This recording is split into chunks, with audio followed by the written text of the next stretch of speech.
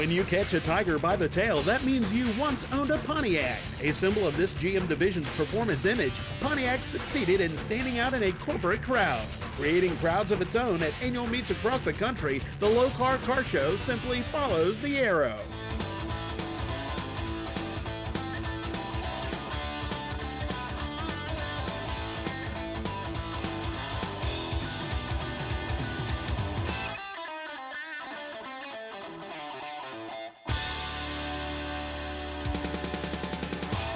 The Lokar Car Show series journeys to the heart of Tennessee's Appalachia for Pontiacs and Pigeon Forge, presented by Original Parts Group.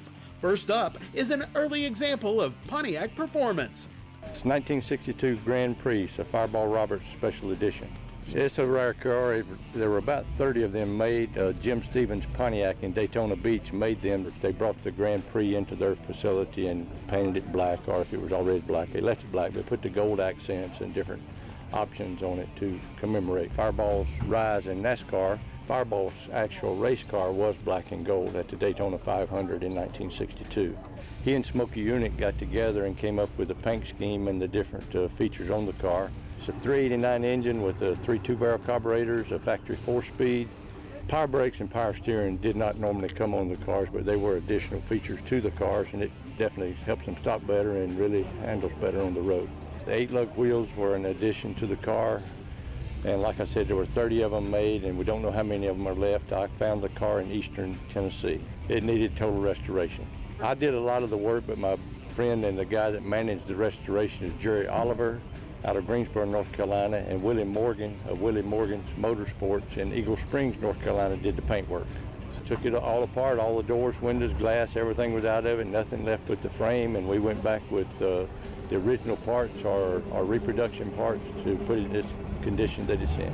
It's been done a little over a year, but most of the time it's just trailered. I'll drive it to a cruise in occasionally, but as far as a long distance, I wouldn't. But somewhere local, sure, I would drive it. It creates a lot of attention. Also earning attention is this unusual example of a Firebird, Pontiac's pony car. It's a 1968 Pontiac Firebird. Has the 6-cylinder, 4.1-liter single overhead cam engine, and it is a factory 4-speed car. It's a Vadoro green on the outside with black stripes, and then it has the black interior. Factory color. I've got all the build sheets and everything that show that it matches. I was actually looking for a big block car, a 400 car, and went to a classic car sale in North Alabama and saw it and just fell in love with it. I've done a lot of work on the engine and cleaned the car up. It was already painted in pretty good shape, and so I had to do some head work on it and some carburetor work, but just spent a lot of time maintaining it and enjoying it. So a lot of times you see people walk by, they kind of glance at it and they stop and they come back and then they walk and look on the inside. And I've got all the Pontiac documentation for it, original owner's manuals, original stickers, stuff like that. It sparks people's interest just because it's different. And especially, a lot of the kids in the 20s now are starting to go back to collect old cars, and so get a lot of attention. In fact, I've had several people offer me big block cars for it, and I've decided to keep this. I've got other cars with big blocks, so this will be fine just like it is. They actually do have some, not only fuel injection kits for it, but they have superchargers, but I've left it stock like it is. The engine was designed for the Banshee in 1964, and they didn't go to production, but they put them in the Tempest, the Le Mans, and the Firebird in 67 through 69. It was a big step for GM, the belt drive versus a timing chain. 6-cylinder has a lot of low-end torque, and it actually was quicker than the 350 in the 8th mile. This car also came with a 4-barrel combination and a different cam, and they say it would run just over a 14-quarter. The fact that it has a lighter engine in it, it handles very well.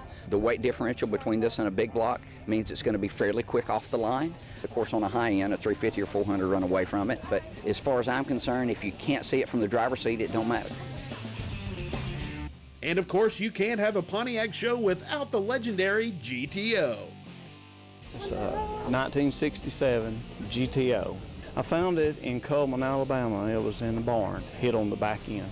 I was looking for a hardtop, and then whenever I seen it was a matching numbers car, and it was a post car at that, that's whenever I decided to go ahead and buy the car. I believe a little over 7,000 post cars is all that was produced. And for a manual transmission car to have AC, that's rare. We did a complete frame-off restoration. I had some boys out on Grant Mountain. Street Rod Garage helped me do that. Whenever we got to do the paint work and everything, I helped them in that process. And the color on it is a Mariner turquoise. That's a factory color, factory code L. I had other plans originally, but then whenever I seen the color, we put it back to original, and we rebuilt the motor, bored it 30 over, and put it all back together. So we wanted to keep it as close to stock as possible. It's a factory 400 with 4-speed, the M20 transmission, a wide ratio. Then it's got 355 gears under the back end. We want to drive it home from this show here and just make sure, we don't have no trouble on the road. It's fun to drive. This edition of the Lokar Car Show series is being brought to you by ARP, the world leader in fastener technology. Original Parts Group, the world's largest source for GMA body parts and accessories. Custom Auto Sound, the originator of classic car OEM fit radio since 1977. And by Lokar, quality plain and simple.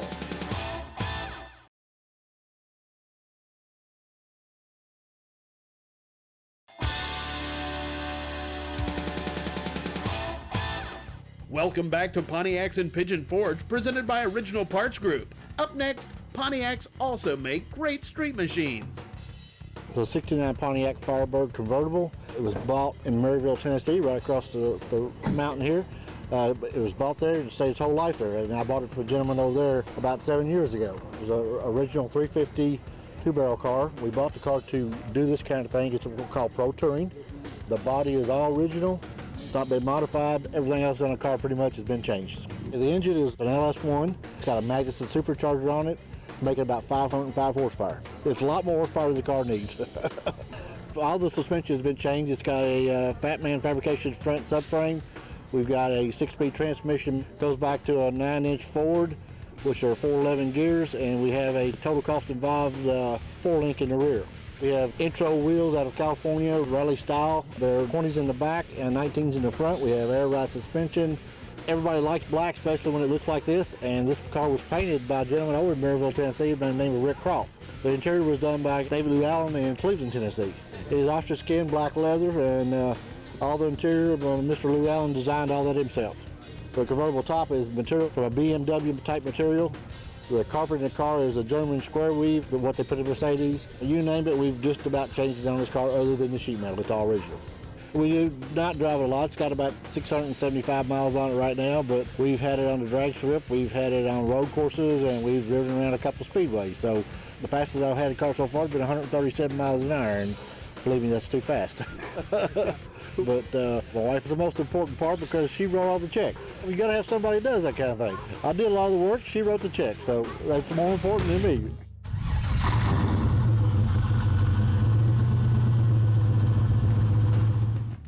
'65 Pontiac Gto. Found it down in North Carolina.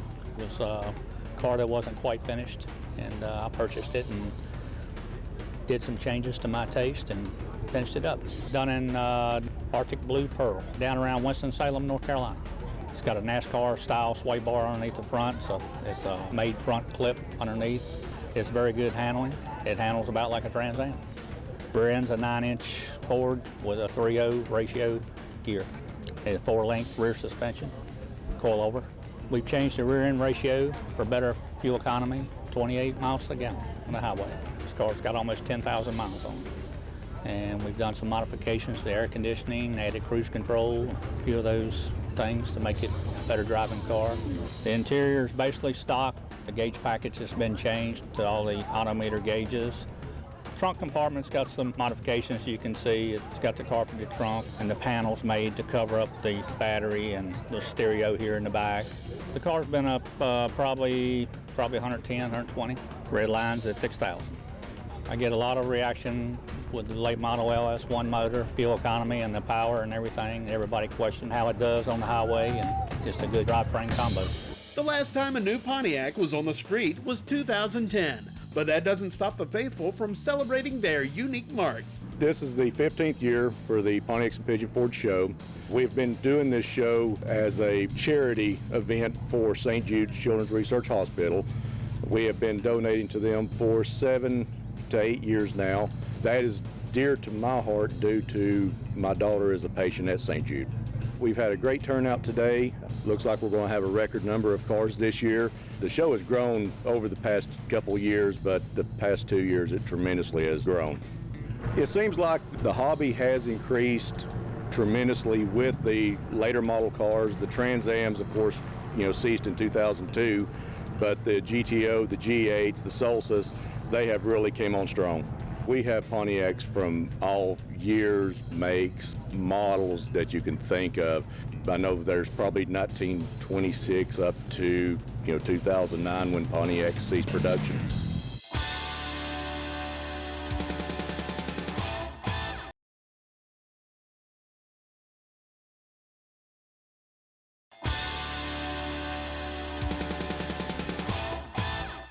When attending Pontiacs in Pigeon Forge, Tennessee, always let sleeping tigers lie.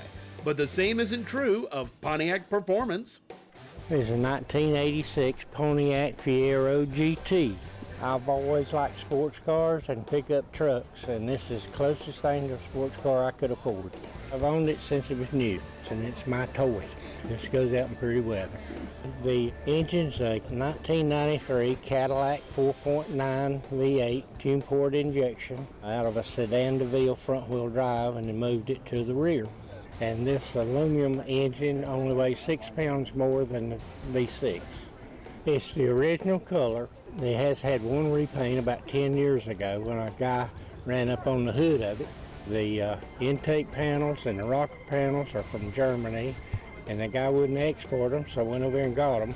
The deck lid has been vented, the hood has been vented, the interior's been replaced and updated with wood grain rather than the brushed aluminum. It's got the Cadillac 4-speed automatic, got a 4-core all-aluminum radiator to cool that big engine. It's been to Indianapolis, Daytona, and Fiero Nationals. We're at Osage Beach, Missouri. Went out there by myself. My wife didn't go with me, so I had fun. I've only got it sideways about 3 times. The car has been clocked at 147. It moves out really good first 100 feet, and then it runs out of breath because it's redlined at 4,500. But I get 28 miles a gallon on a trip with the air conditioner running. It rides good. The only thing I've done to the suspension is put a heavy sway bar in the rear. I've got Grand Am brakes and rotors, S10 brake booster, and I've pedaled with the front end just a little bit because at about 100 miles an hour it get real light in the front end. So I made some homemade splitters and put a bar across the front off of a Kenworth truck, and it works. And I love the car, or I wouldn't have kept it this long. Want to give your ride show and go quality? Check out this week's Lokar Lowdown. This week's Lokar Lowdown, we are talking about e-brakes, and Eric Tate, you can start off right here with one if you don't have a whole lot of room. Yeah, this is the floor mount handbrake we offer. This works well if you're doing a small, like a 30s car, somewhere you don't have a lot of room. It can either go parallel over the trans tunnel, or it can even go sideways in front of a seat. And if you do have more room, we can move over here to our one that goes underneath the dash that we can use with a foot. And this one is adjustable 9 to 13 inches. That's right, so it works well. It can mount to the dash and the firewall, or also just mount to a side panel. We offer it in a foot brake like this, and also under dash handbrake that's adjustable as well. And it has the nice windowed here to match everything else. You can get it in the chrome like you see here, the midnight finish, or even in the brushed. And what about cables? So we pretty much do cables for your standard drum brakes, your GM, Ford, and Chrysler, and also a lot of your aftermarket disc brakes like Wilwood, SSBC, Bayer, companies like that. All right, check it all out. Quality, plain and simple. Lokar.com, made in the USA. It's a 1965 GTO. I had it documented, and the car had a lot of things wrong on it. It had 6x9 speakers in the back, and it's got rear window defogger, rear speaker, front speaker, and I just wanted the car the way it was supposed to be. So I started, trying to buy all the stuff that was wrong on the car. I've learned a lot about the car. I know a lot of history of the car, and I just wanted the car right. It's original WS 389, tri-power, 3 carburetors. It's a 4-speed car. First shifter, we totally went through it. Original. It's got date code plug wires, the hoses, the clamps. Yeah, everything on it's been redone. I mean, when I took it apart, I didn't even want the thing, but it was so ugly. But, we got it together. And I took it to a friend of mine. I said, I need to paint this thing. He said, you want a paint job or you want to do it right? And I said, well, do it right, you know. And I got done with it. People were saying, take it to a car show. And I'm like, you know, I've been to a show before, but never taken anything. We decided to take it to a show in Cincinnati, and there was 1,100 cars there. We were going to leave, and the show was over, and they gave out best production car for GM, best muscle car, and I didn't win, you know, and it wasn't a big deal. I'd never been to one before. So we started loading up, and the guy from the show said, you're not leaving, are you? I said, yeah, we're getting ready to go. Why? He said, oh, don't leave yet. I won best of show first time out with the thing.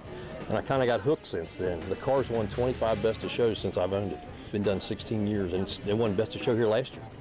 They won best of show here 3 times, so, you know, I'm proud of it. We've done a good job, evidently, on what we've done, and it shows well. I've actually taken the car back to the original car lot, seen the original owner of the car, and I actually presented him with the award that I won for best of show with the car. I took the motor back out in '08 because it always had a tick in it because I got pressed-in studs, and I wanted to get rid of that. I took it to a guy and had him put screw-in studs and, you know, stainless valves and went off it, and we actually bored the motor. You know, we wrapped the car all in blankets. I was actually scared to take the motor out of the car because it was in the shape that it's in now. It's got some rare wheels on it. They're dealer option wheels, the Hurst wheels. So it's not, say, like a Bobcat that came out with the Hurst wheels. That's the only thing on the car that is not the way it's supposed to be. And I think they set the car off. I've got the original Rally 1s for it, but the Hurst wheels, I think, just make the car, you know, with the red line tires. It's just a package deal. You know, these guys down here, I've brought the car down here and told them before, you know, I don't care if you judge my car. I don't need another trophy. I've offered to help judge. And these are some good guys. It's for a good cause, St. Jude's, and that's what it's for. You know, it's down here to see your Pontiac buddies and hopefully raise money for St. Jude's.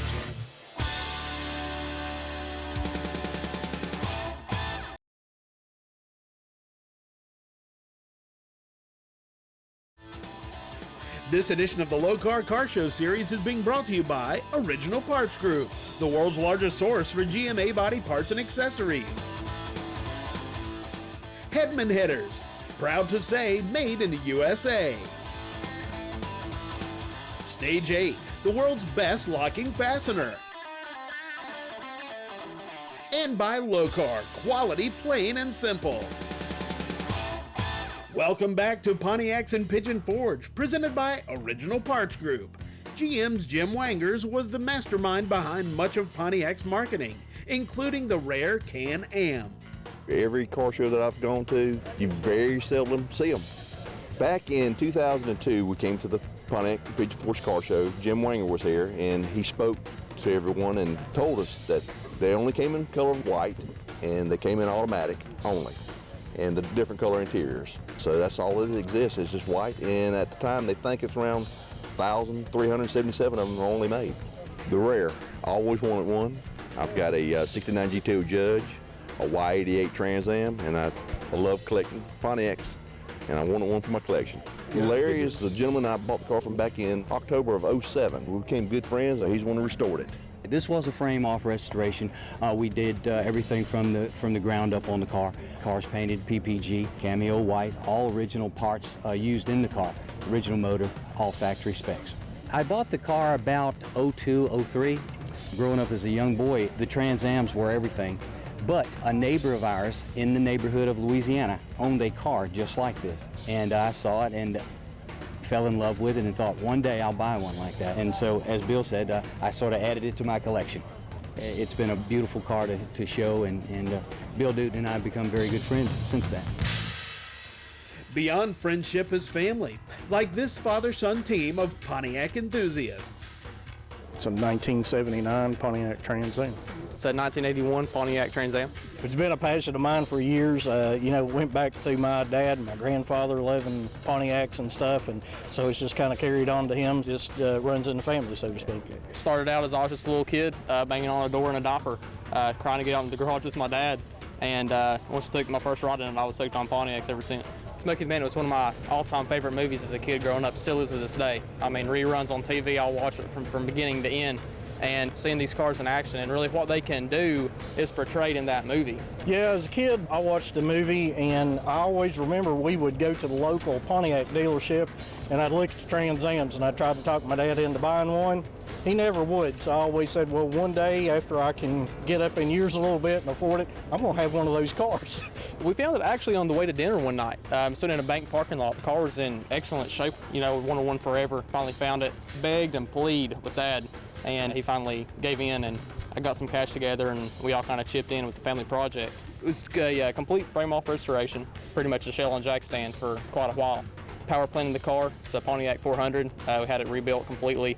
Transmission gone through, has a turbo 350 tranny in it. The running gear of the car is all brand new. Inside is new. Put underneath, you could eat off of paint. I mean, you could go swimming in it if you wanted to. Never been on a trailer except to go get paint and come back. So it's been Not driven. a daily driver, but No. a driver. We disassembled the car right there at the house in the garage and went through it, frame, suspension, subframe, repainted everything on the car, new bushings, everything brought back, put back together in it. You know, we did sublet it out for paint and other things, but once we got it back home, we put the decal stripes, everything back on the car, finished it up, put it all back together. This car came from close by in Elizabethton. I bought the car, I'm the second owner of the car. Paint was wore thin on it and interior stuff, and it needed a restoration. We didn't do a frame off on this car and take it as far as we did this one, but my son was going to be driving this car all the time, so I wanted to make sure everything was exactly what it needed to be. And the car has actually been restored now for about 14 years. It mostly pulls garage duty with car covers on it and occasionally comes out on weekends and car shows. Pontiac, I think it's a dying breed. You know, a lot of people just kind of, you know, push Pontiac under the rug. Excellent automobiles, quality, speed, sound. I mean, everything a car guy wants right there. Turn of a switch and push out of a foot. Everything, you know, I could ever dream of or want in a car is, you know, sitting right here behind me. I love these cars, love being around them, love the car families that you come to at shows. And, you know, this Pontiac, Pigeon Forge, and everything else. I mean, it's just been an excellent, excellent show. We came to it since it began. Since it began. Since it was 50 cars in the top parking lot. So we've been here every year, rain or shine. As we linger over some of Pontiac's excellence, we say goodbye to Pigeon Forge and travel to Anaheim, California to attend the Brothers Trucks Parts GMC Chevy Show and Shine next week. See you then.